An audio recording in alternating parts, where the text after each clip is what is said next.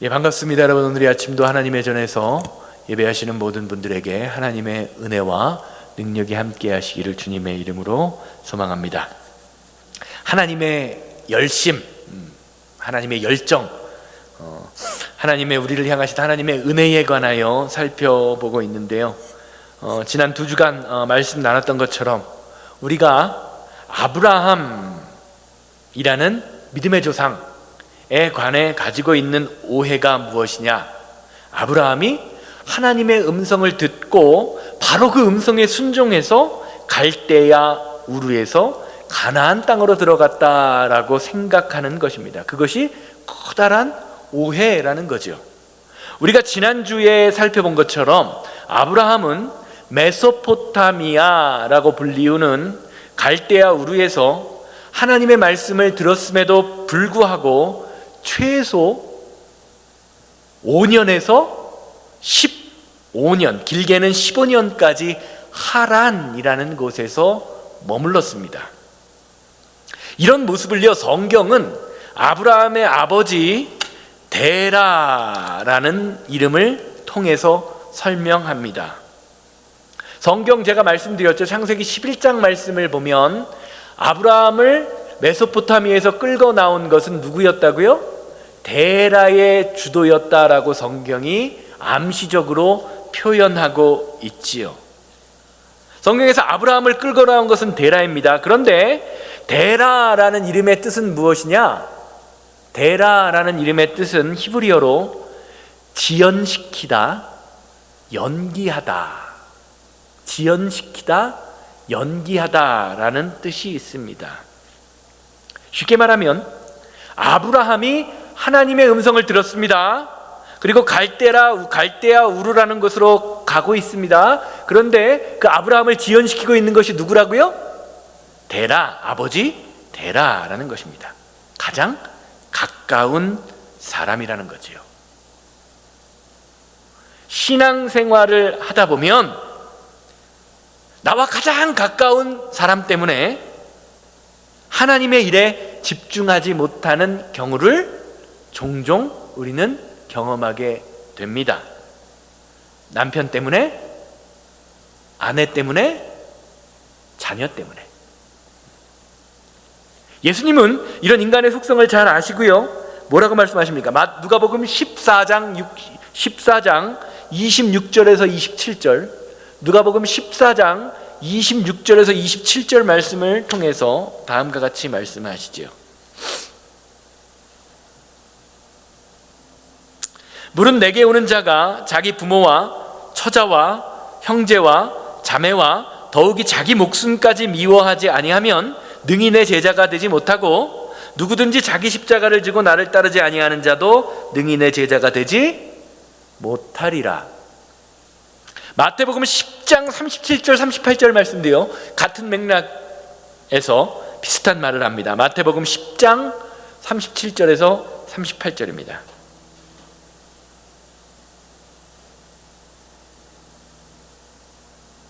아버지나 어머니를 나보다 더 사랑하는 자는 내게 합당하지 아니하고, 아들이나 딸을 나보다 더 사랑하는 자도 내게 합당하지 아니하며, 또 자기 십자가를 지고 나를 따르지 아니하는 자도 내게 합당하지 아니하리라.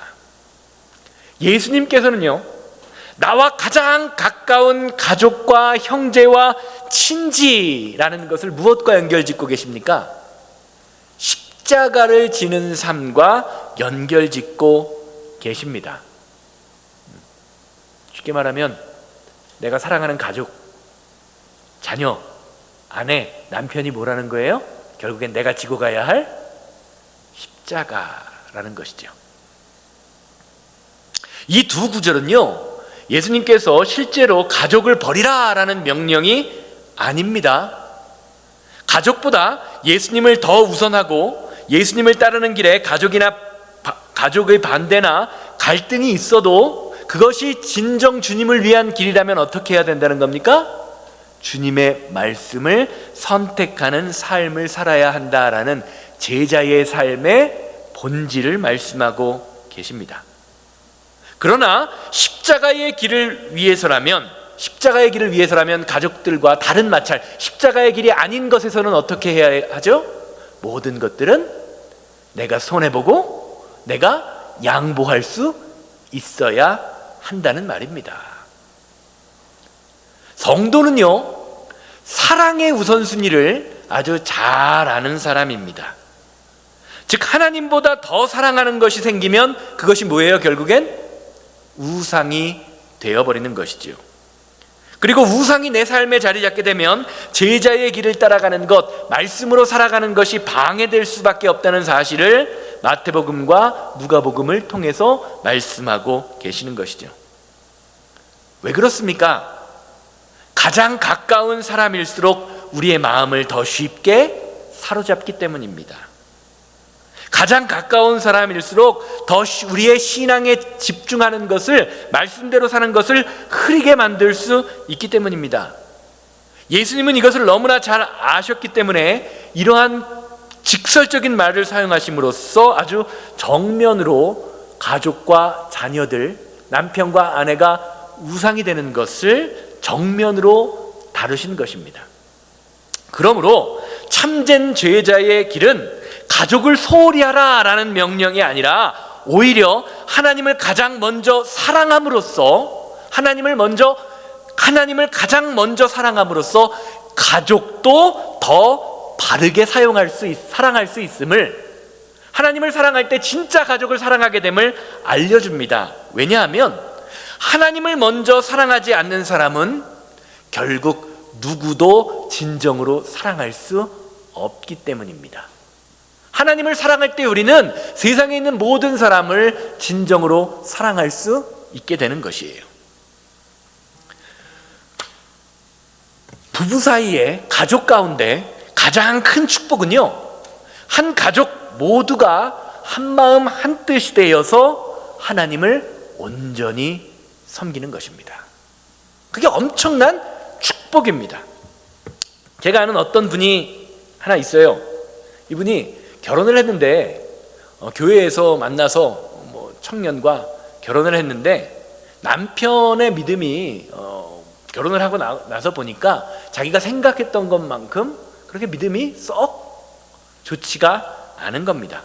신앙생활은 어릴 때부터 했지만 하나님 일에 충성하지 못하고 결정적으로 자신은 11조를 남편이 번 소득의 11조를 드리고 싶은데 남편이 드리지 못하게 합니다. 자기 아내가 하는 것, 자기 아내가 벌어온 것조차도 못하게 하는 거예요. 이 분이 처음에는 남편이 반대를 하니까 어떻게 했을까요? 가정에 불화를 일으키지 않기 위해서 11조를 드리지 않았어요. 그러면서 주변 목사님이나 아는 사람들에게 기도해달라고 하면서 나중에 남편이 빨리 믿음이 생겨서 11조를 드리게 해주세요 라고 생각했습니다. 그렇게 기도 부탁을 했어요. 나중에 남편이 믿음이 생기면 드리면 된다고 생각한 거예요. 그래서 자기가 11조를 드려야 될 돈, 그리고 남편이 드려야 될 돈을 어떻게 했냐면 따로 모아서 저금을 했대요. 저금을 합니다. 그런데요, 인간이 얼마나 간사한지 11조를 드리지 않는 돈이 자신의 통장에 차곡차곡 쌓이는데 어때요? 그 돈이 쌓이는 게 기분이 좋더래요. 기분이 좋더래요. 그러면서 나중에는 내가 이걸 드릴 수 있을까? 못 드릴 것 같은, 양이 커지니까요, 못 드릴 것 같은 생각이 들었다라고 이야기하는 것을 들은 적이 있어요. 사랑하는 여러분, 사람은요, 내가 서 있는 자리가 어떤 자리인지조차 분별하지 못하는 존재입니다. 그것이 하란이라는 이 지명에 아주 잘 드러나요. 아브라함이 어째저차 하나님의 음성을 듣고 결국에는 아버지의 그 이끌림을 따라 하란이라는 곳에 도착하지요. 그리고 하란에서 최소 학자들에 따라 5년에서 15년 정도 제가 머물렀다고 지난 시간에 말씀드렸죠. 그런데 하란이라는 곳의 지명, 그 하란이라는 곳의 이름의 뜻이 뭔지 아십니까? 교차로라는 뜻이에요. 교차로, 혹은 교차로 혹은 메마른 땅, 건조한 땅, 바짝 메마른 땅이라는 의미가 있습니다. 지금 아브라함이 하나님의 음성을 듣고도 지체하며 머무르고 있는 그곳이 어떤 곳이라는 겁니까? 자신의 고향인 갈대아 우르와 하나님이 명령하신 가나안 땅 사이에 교차로, 그 중심점, 어디로든지 갈 수 있는 그곳에 머물러 있는데, 사실은 그것이 어떤 땅이다? 하나님이 보시기에는 건조하고 메마른 땅임에도 불구하고 아브라함은 어떻게 하고 있어요? 여기가 좋사오니, 내가 어디에 있는지 무엇을 해야 할지 분별하지 못하고 있다는 겁니다. 그리고 그것을 지체시키는 사람이 누구라고요?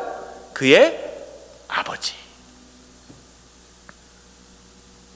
사랑하는 여러분, 하나님 없는 인간은요, 어디로 가야 하는지, 어디에 머물러야 하는지조차 분별할 수 없는 그런 존재입니다. 우리가 이걸 잘 알아야 돼요.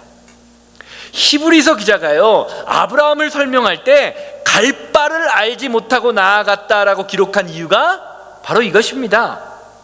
인간이 자신의 지혜로는요, 방향을 찾을 수 없는 존재라는 것을 히브리서는 너무나 잘 알았던 것입니다. 잠언서가 기록하듯이 우리가 아무리 우리의 길을 계획하고 생각할지라도, 우리의 걸음을 계획할지라도 그 걸음을 인도하시는 분이 누구예요? 하나님, 여호와 하나님이시라는 것을 히브리서 기자는 너무나 잘 알고 있었기 때문입니다. 아브라함이 갈 바를 온전히 깨닫는 그 순간이 언제입니까? 하나님의 인도하심을 받는 그 순간이라는 거죠. 보이지 않는 것 같지만 보이지 않는 것을 붙들고 나아가는 것이 무엇이기 때문에? 믿음이기 때문에. 믿음은 바라는 것들의 실상이요, 보이지 않는 것들의 증거다. 그러니까 성경은 뭐라고 말하는 거예요? 보이지 않는 하나님을 따라가는 것이 가장 확실한 길이라는 것을 말해주고 있는 것입니다. 하나님이 인도하시지 않으면 결국 우리는 길을 잃을 수밖에 없는 연약한 존재, 그 존재가 바로 인간의 모습이에요. 결국 아브라함은 이런 그 수많은 과정을 거쳐서 가나안 땅에 들어갑니다. 성경은 그것을 5절 말씀과 같이 표현하죠. 아브라함이 그의 아내 사레와 조카 롯과 하란에서 모은 모든 소유와 얻은 사람들을 이끌고, 하란에서 얼마나 오랫동안 열심히 살라고 머물렀는지 하란에서 어떻게 했다고요? 하란에서 모은 모든 소유와 얻은 사람들이 있었다라고 성경은 증거하고 있습니다. 그리고 가나안 땅으로 가려고 떠나서 마침내 가나안 땅에 들어갔다. 야, 마침내 끝났다라는 말을 할 때 그 마침내라는 말은 무슨 말입니까? 그 어떤 일의 과정이 쉽게 끝나지 않았다. 기나긴 시간 속에서 결국 이루어졌을 때 마침내라는 단어를 쓰죠. 즉 아브라함이 마침내 가나안 땅에 들어갔다는 것은 아브라함이 가나안 땅에 들어가기까지의 여정이 그렇게 간단하고 쉽지 않았음을 표현하고 있는 것이죠. 아브라함이 가나안 땅에 도착하기의 과정은 단 한 번에 이루어진 그런 직선적인 여정이 아닙니다. 감정의 흔들림이 있었고요, 환경의 압박이 있었고요, 가정의 사정도 있었고요, 신앙의 갈등도 있었습니다. 그러나 이 모든 우여곡절 속에 하나님은요, 아브라함을 한 걸음 한 걸음 이끄시며 결국 하나님이 약속하신 땅 가나안 땅으로 인도하셨다라는 것이죠. 우리가 지금까지 가졌던 아브라함에 대한 고정관념에 비추어서 한번 생각해 보시길 바랍니다. 우리는 어떤 사람이 복을 받거나 인생의 성공을 맞이하면 대개 이런 생각을 해요. 저 사람에게 남다른 점, 다른 사람에 비해서 남다른 점이나 특출한 점이 있었기 때문이라고 생각하는 경향이 있습니다.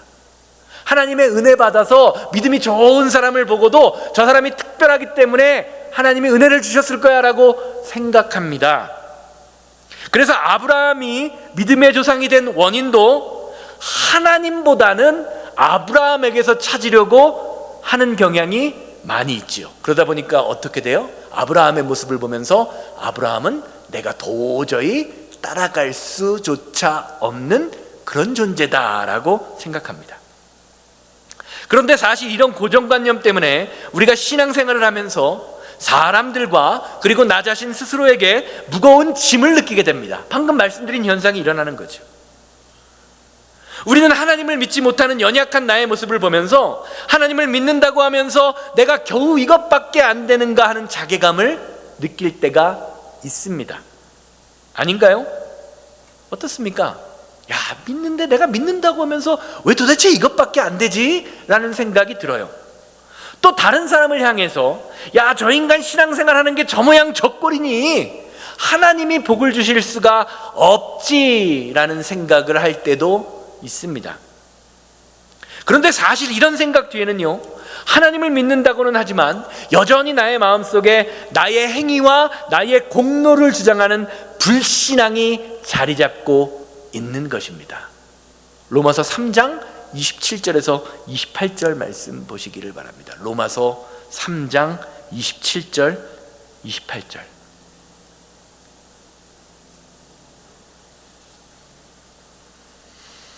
로마서 3장 27절에서 28절 제가 읽습니다. 그런즉 자랑할 때가 어디냐? 있을 수 없느니라. 무슨 법으로나 행위로냐? 아니라 오직 믿음의 법으로니라. 그러므로 사람이 의롭다 하심을 얻은 것은 율법의 행위에 있지 않고 믿음으로 되는 줄 우리가 인정하노라. 사랑하는 여러분, 성경은요, 우리가 구원받은 사실을 우리의 행위나 우리의 공로에서 찾을 수 없다라는 겁니다. 만일 그런 것에서 찾으려고 한다면 구원이라는 은혜 자체가 성립될 수 없다는 것입니다. 여러분 한번 생각해 보세요. 여러분의 인생을 한번 돌이켜 보시고요, 여러분의 삶을 한번 돌이켜 보세요. 혹시 여기 계신 분들 중에, 아니 여러분들이 아는 모든 사람들 중에서 구원받을 만한 자격이 있는 사람이 있다고 생각하십니까? 저 사람은 정말 구원받을 만하네, 그런 자격이 있어서 구원받은 사람이 있습니까? 세상에 있는 모든 사람은요, 구원받을 만한 자격이나 조건이나 행위가 있는 사람이 아무도 없어요. 아무도 없어요. 다 모투성이죠? 허물, 연약함, 죄, 투성이입니다. 거룩한 척하지만, 그쵸? 거룩한 척하고 뒷짐지고 애매하지만 사실 우리 안에 그러한 나의 그 죄와 나의 그 자아로 가득 차 있습니다. 우리가 구원받을 수 있었던 이유는 무엇이에요? 하나님이 우리를 인도해 주셨기 때문에, 먼저 나를 사랑해 주셨기 때문에, 먼저 나를 용서해 주셨기 때문입니다.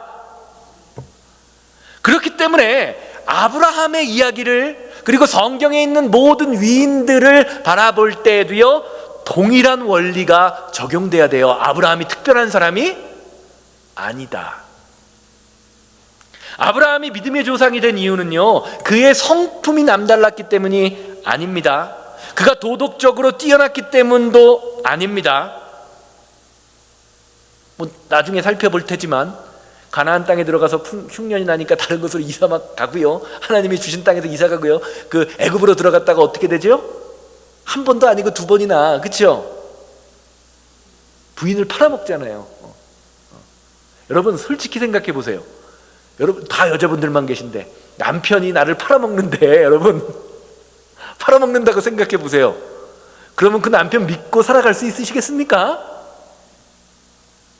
어떠세요? 믿고 살아가실 수 있으시겠어요? 천하의 쫄보 아닙니까? 쫄보, 그쵸? 남자라면은 기본적으로 내가 죽더라도, 그쵸? 내가 죽더라도 내 부인을 지켜야 하는 게 남자잖아요. 아브라함 그런 사람이잖아요. 아브라함이 구원받은 이유는요, 성경은 단 한 가지를 얘기하는 거예요. 하나님이 그를 택하셨고, 하나님이 그를 불러내셨고, 하나님이 그를 붙드셨고 하나님이 그를 인도하셨기 때문에 가나안 땅에 들어간 겁니다. 아브라함의 삶에는 실수도 많습니다. 두려움도 많습니다. 불신앙도 많습니다. 그러나 하나님은 아브라함의 모든 연약함을 아시면서도 하나님이 약속하셨기 때문에, 창세기 12장 1절부터 나오는 그 언약의 말씀을 주셨기 때문에 그의 인생을 변화시켜 가셨습니다. 누가 하셨어요? 하나님이 하신 것입니다. 즉 아브라함의 이야기는 아브라함이 얼마나 믿음이 뛰어났는가를 증명하는 그런 이야기가 아니라 하나님이 얼마나 신실하신가를 보여주는 이야기입니다.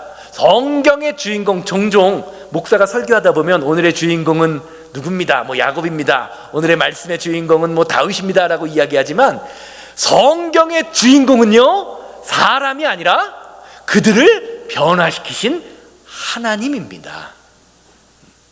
우리 인생의 주인공은 누구예요? 우리 신앙생활의 주인공은 누구입니까? 저와 여러분들의? 연약한 저와 여러분들을 변화시키는 하나님입니다. 우리가 이걸 알아야 되는 겁니다. 디도서 3장 4절에서 7절 보세요. 디도서 3장 4절에서 7절. 우리 구주 하나님의 자비와 자비와 사랑하심이 나타날 때에 우리를 구원하시되 우리가 행한 바 의로운 행위로 말미암지 아니하고 오직 그의 긍휼하심을 따라 중생의 씻음과 성령의 새롭게 하심으로 하셨으니 우리 구주 예수 그리스도로 말미암아 우리에게 그 성령을 풍성히 주사 은혜로 그의 은혜를 힘입어 의롭다 하심을 얻어 영생의 소망을 따라 상속자가 되게 하려 하심이라. 사도 바울은 로마서에서는 믿음으로 말미암아 의롭다함을 여긴다라고 이야기하지만 오늘 본문 말씀에서는 은혜로 힘입어 의롭다 하심을 힘입는다라고 디도서 말씀을 통해서는 말씀하고 계세요. 왜요? 우리가 믿을 수 있는 것조차도 은혜를 먼저 허락하셨다라고 에베소서 3장 16절 말씀에서 이야기하시기 때문이죠. 따라서 우리의 신앙생활의 초점은요 언제나 나의 자격, 나의 공로가 되어서는 안 됩니다. 하나님의 은혜와 하나님의 선택에 맞춰 주어야 합니다. 우리는 그 은혜에 뭐 하는 거예요? 반응하는 것이죠. 반응하는 것. 그래서 우리가 부족해 보일 때에도, 한없이 연약한 나의 모습이 보일 때에도, 또 내 주변에 있는 누군가가 한없이 부족한 모습이 보일 때에도 그 사람을 붙들고 이끄시는 분의 주체는 누구여야 됩니까? 하나님이라는 것을 고백해야 됩니다.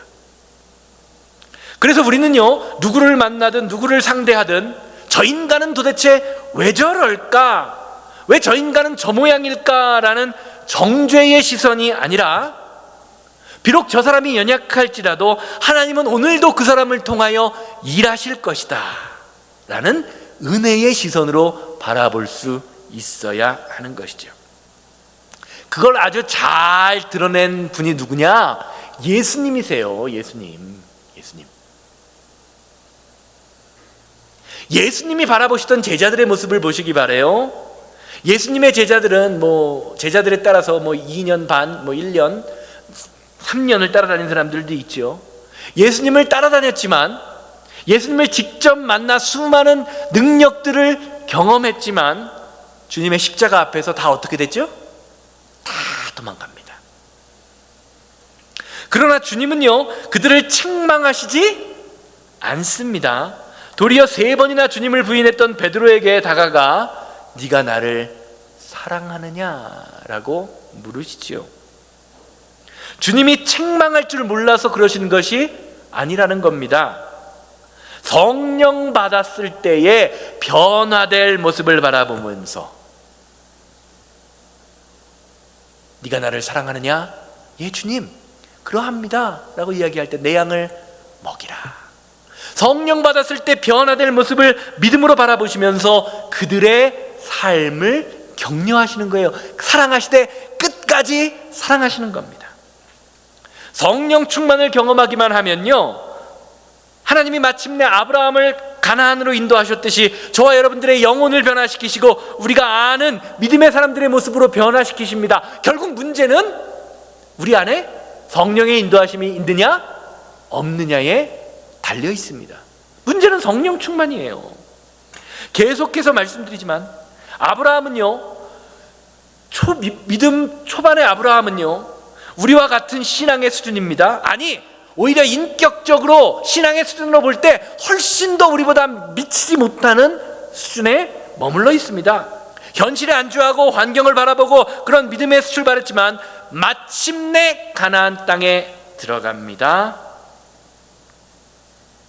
하나님께서 가나안까지 인도하시고 강권적으로 역사하셔서 아브라함에게는 조금 미안하지만 하나님께서 아브라함의 목덜미를 이끌고 겨우겨우 끌고 가셨지만 어때요? 힘들고 어려우면 다시 가나안에서 이방 땅으로, 가나안에서 우상을 향해 도망가려고 몸부림칩니다. 그게 아브라함이에요. 여기까지 제가 지난 몇 시간 설명드린 이 말씀이 이해가 되시나요? 아브라함이 우리와 성정이, 믿음의 수준이 완전히 똑같은 사람이다 아니다? 똑같은 사람이다. 같은 사람이다. 어찌 보면 우리만도 못한 사람이지만 하나님이 선택하셔서 불러내셔서 이끌어내셨다. 그런데 이것이 이해가 된다면요, 여기서 우리가 한 가지 의문점이 드는 게 있어요. 바로 히브리서 11장에 대한 아브라함의 해석입니다. 히브리서 11장 8절 말씀 보세요.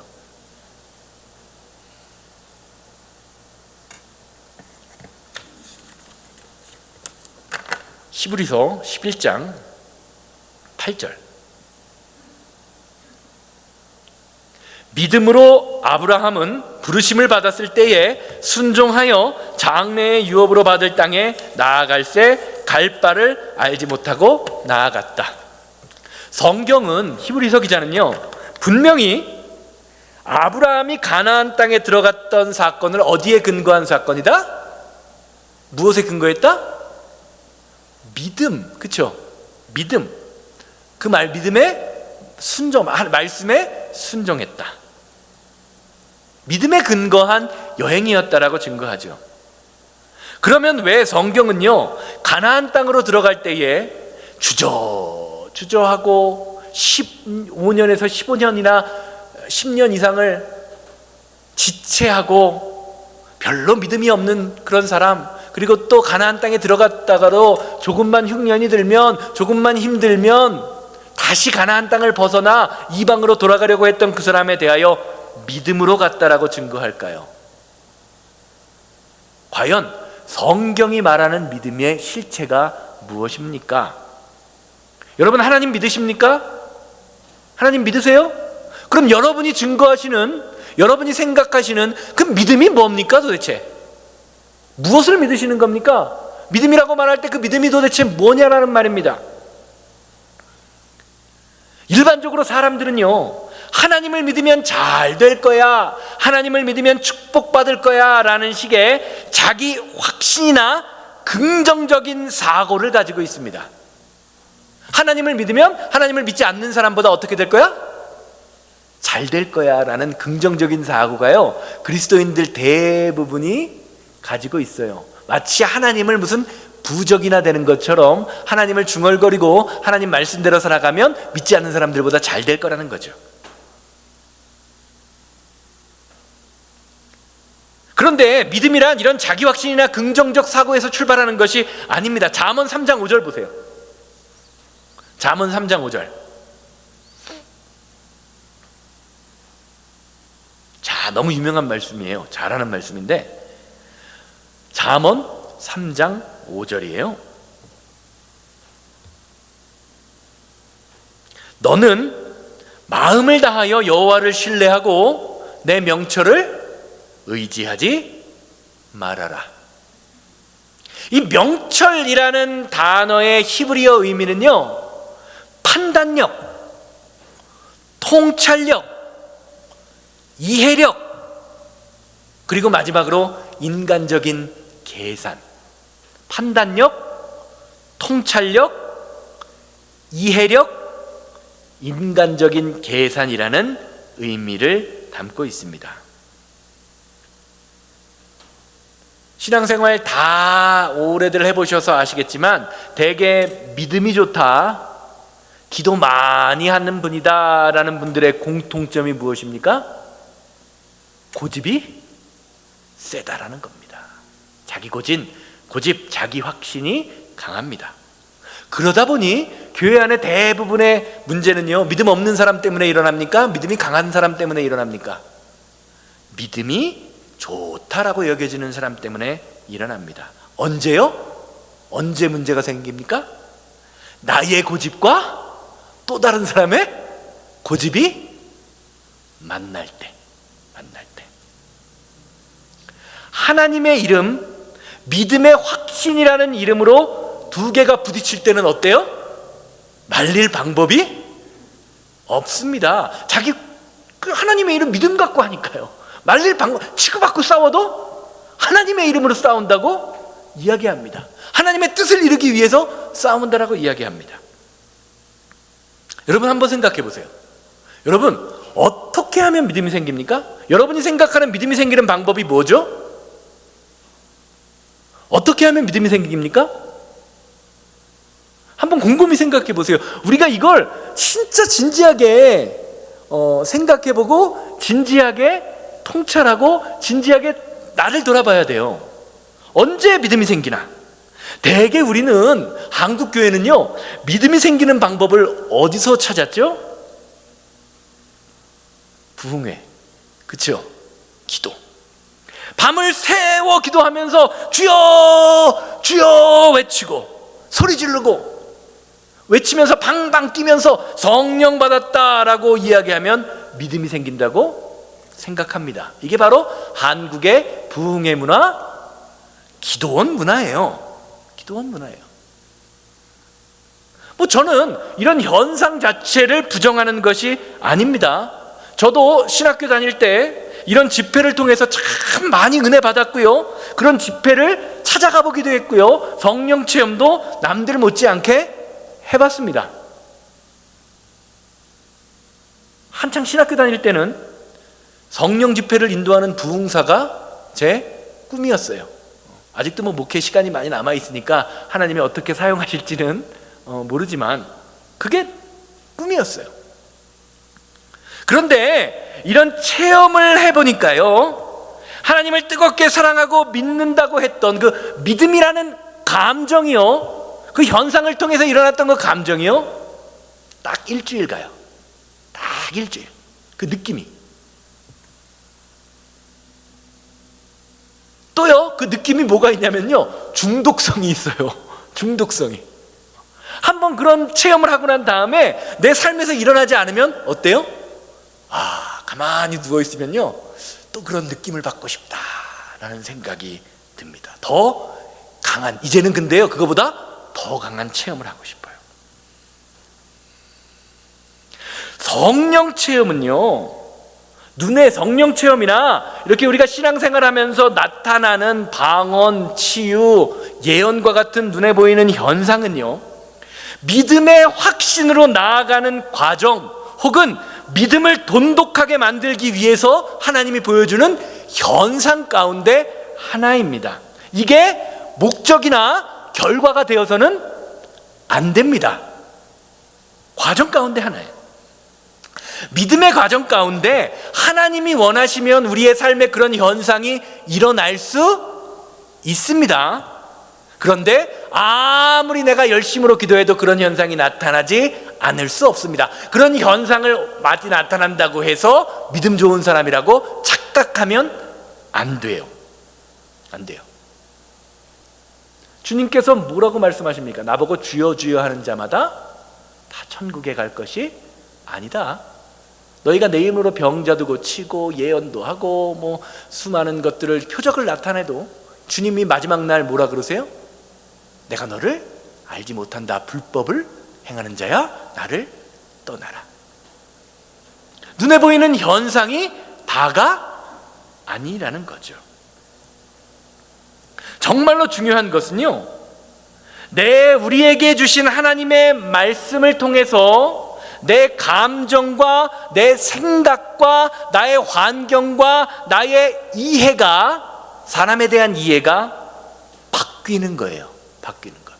쉽게 말하면 하나님의 말씀에 나의 감정이 설득되는 겁니다.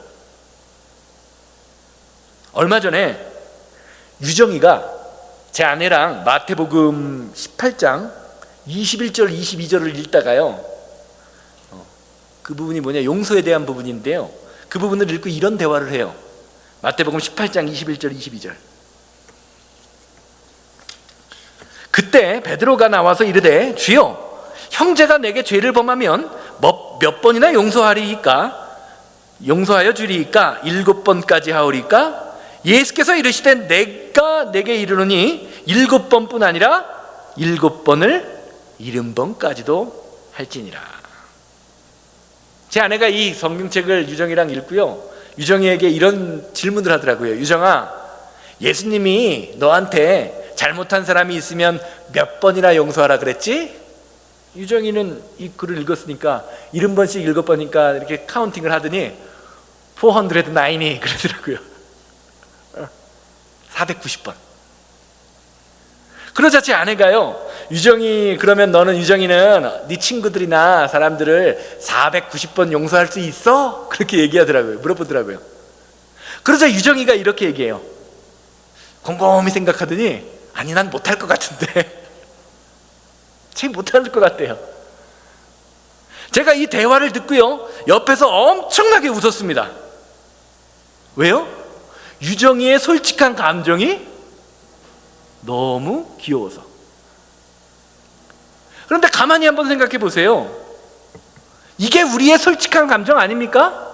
나와 부딪히는 사람이 있을 때, 내가 미운 사람이 있을 때, 나를 괴롭히게 하고 나를 힘들게 하는 사람을 만나면 어때요? 뭐부터 치고 올라오는 게 저와 여러분들의 본성입니까?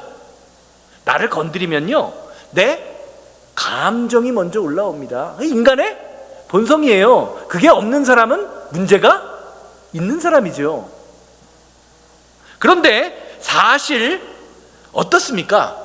우리의 힘으로, 우리의 생각으로요, 용서라는 것 자체도 어려운 것, 하기 힘든 것이요, 인간의 감정입니다. 감정이에요. 그런데 이런 상황에서 하나님의 말씀을 아는 사람은 어때요? 하나님의 말씀이 스물스물 내 마음에, 내 생각에 생각이 납니다. 뭐라? 70번씩, 7번씩, 70번이라도 용서해라.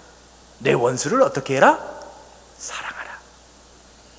결국 하나님의 말씀을 통하여 우리의 감정이, 생각이, 이해가 어떻게 돼요? 바뀌어요. 뭐 때문에? 말씀 때문에. 내가 잘난 사람이 아니라, 내가 원래 나이스한 사람이 아니라 말씀이 나를 바꿔서 내 감정을 설득시키는 겁니다. 이게 뭐라는 거예요? 믿음이라는 거예요. 그래서 내 감정은, 내 생각은 하기 싫은 것이 가득하지만 하나님의 말씀이 나에게 유익이 되는 것을 알기에, 하나님의 말씀이 내 삶을 이끌어가는 것을 알기에 말씀을 따라가는 것, 이거를 뭐라 그러는 거예요? 순종. 믿음으로 아브라함이 히브리서 8장에서 말씀할 때 믿음으로 순종했다, 그렇죠? 라고 이야기하는 것.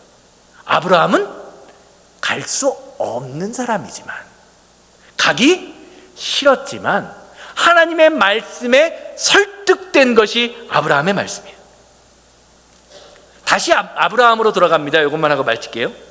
아브라함도 마찬가지예요. 아브라함이 인생 전체를 통해서 드러나는 것이, 아브라함의 삶 전체를 통해 드러나는 것이 바로 하나님의 설득입니다. 하나님의 아브라함에게 말씀을 주신 이유가 아브라함을 변화시키기 위해서입니다.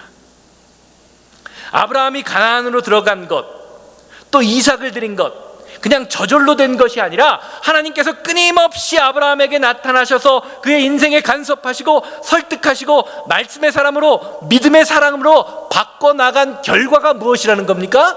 믿음의 조상이라는 것으로 드러났다는 거죠. 이런 점에서 히브리서에서 믿음으로 순종했다라는 아브라함에 대한 평가는요, 아브라함이 갈 바를 알지 못했지만 하나님의 말씀에 설득되었다라고 선언하고 있는 말씀입니다.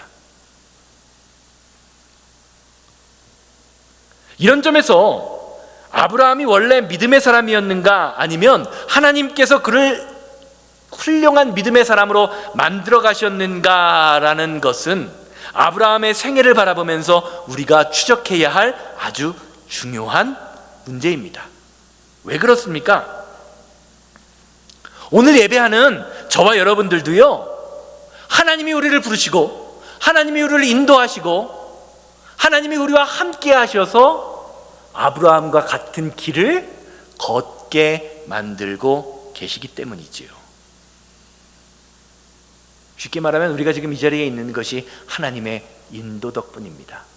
그러나 비록 새생명교회라는 이 자리, 똑같은 자리에 있지만 어떤 사람의 신앙은 아직 갈대아 우르에서 하나님의 부르심을 듣고 있는 사람, 어떤 사람은 하란으로 떠나는 사람, 어떤 사람은 하란에서 주저하면서 어디로 가야 할지 눈치를 봐야 하는 사람, 어떤 사람은 마침내 가나안에 들어왔지만 또 세상을 바라보고 가나안에 왔다 갔다 양다리 걸치는 것처럼 하고 있는 사람, 어떤 사람은 이삭을 바치는 그 순간까지 와 있는 사람이 있는 것처럼 다 다르다라는 거죠.